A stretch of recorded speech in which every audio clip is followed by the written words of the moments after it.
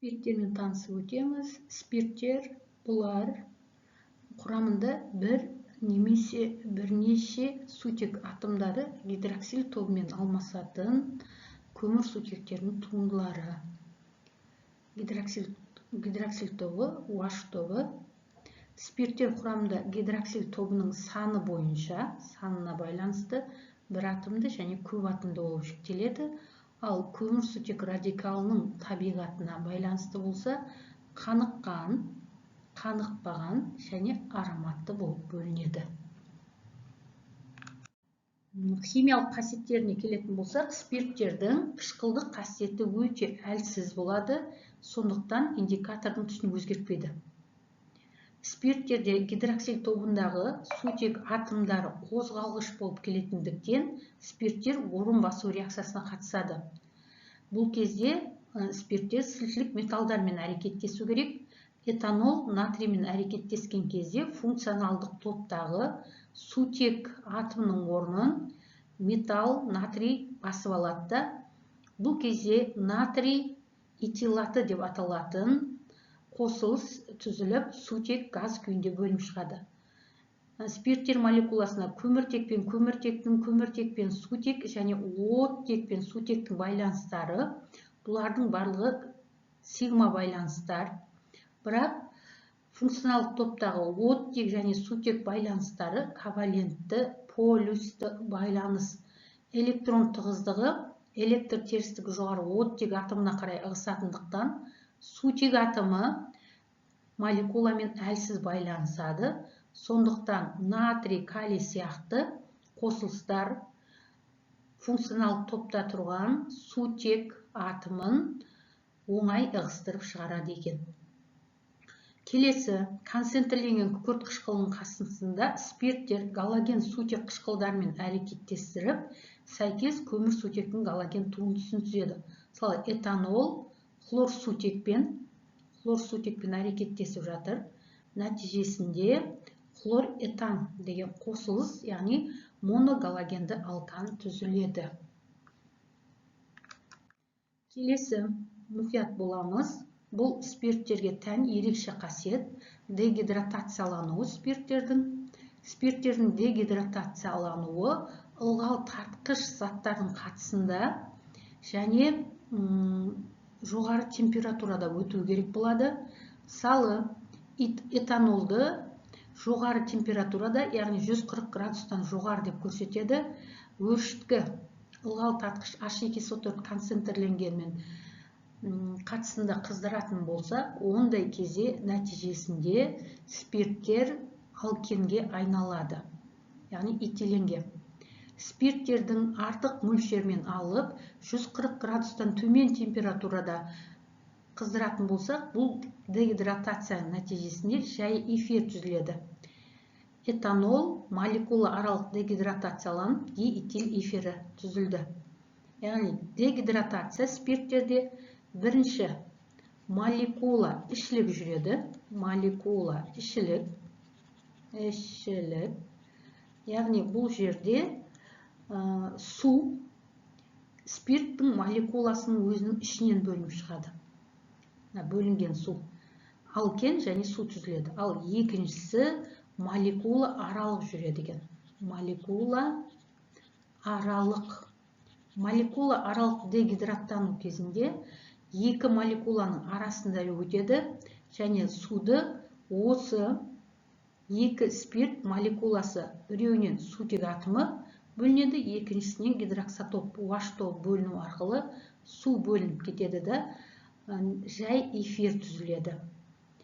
Және ескертетін жағдай, температура 140 градустан төмен болған жағдайда жай эфир түзіледі. Ал 140 градустан жоғары болған жағдайда болса, алкен түзіледі.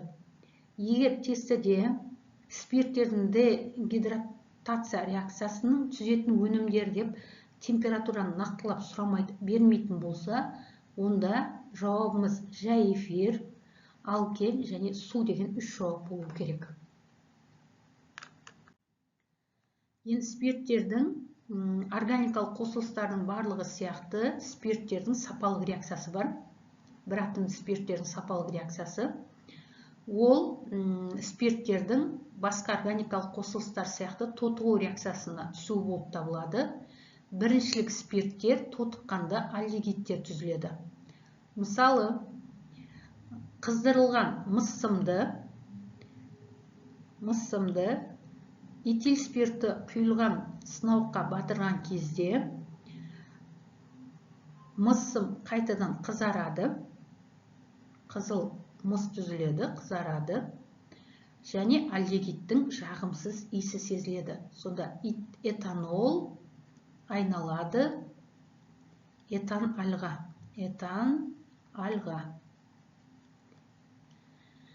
Бұл бір атомды спирттердің сапалық реакциясы болып есептеледі.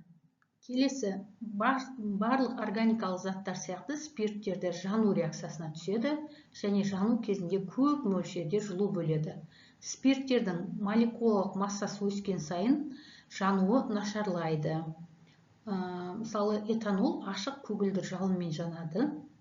Жану өнімі көмірқышқыл газы мен су. Спирттер карбон қышқылдарымен әрекеттесіп күрделі эфир түзеді. Бұл эфирлену немесе этерификация реакциясы деп аталады. Сірке қышқылы міне? Сірке қышқылы реакцияға түсіп жатыр этил спиртімен.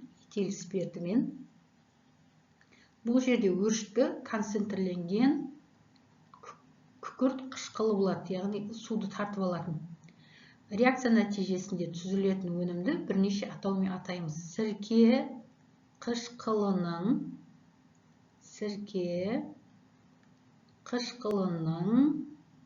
этил эфирі.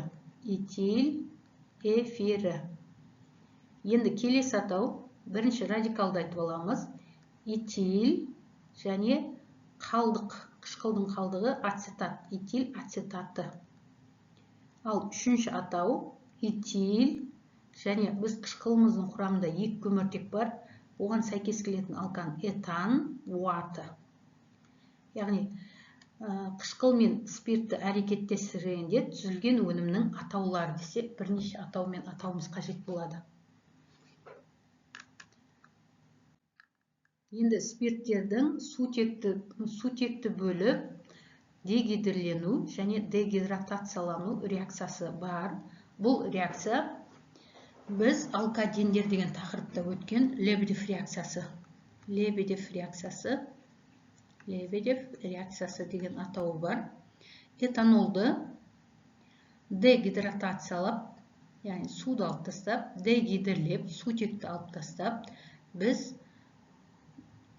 бутаден бүрішті алуымызға болады. Бутаден бүріш бұл, егер осылай бөліп қарайтын болсақ, бір винил, этиленнің радикалы, екінші винил, сондықтан бутаден бүрішті дивинил деп атайды. Яғни этанолды дегидратациялау және дегидрлеу. Сонда Лебедев реакциясы этанолдың айырылу реакциясы, ал бұл реакцияның өршіткісі алюминий оксиді мен мырыш оксидінен тұратын қоспа. Этил спирті улы наркотикалық зат. Бұл спирт ішімдік ас қорыту жүйесі мен жүйке жүйесіне, қан тамырлар ауруларына туғызады. Себебі этанолдың 90% бауырда жиналып, ферменттер әсерінде тоқтыққан кезде ағзада сірке алдегидіне айналады. Яғни сірке алдегидіне айналады. Ферменттер әсерінде ыдырағанда қандай өнім түзеді десе, сірке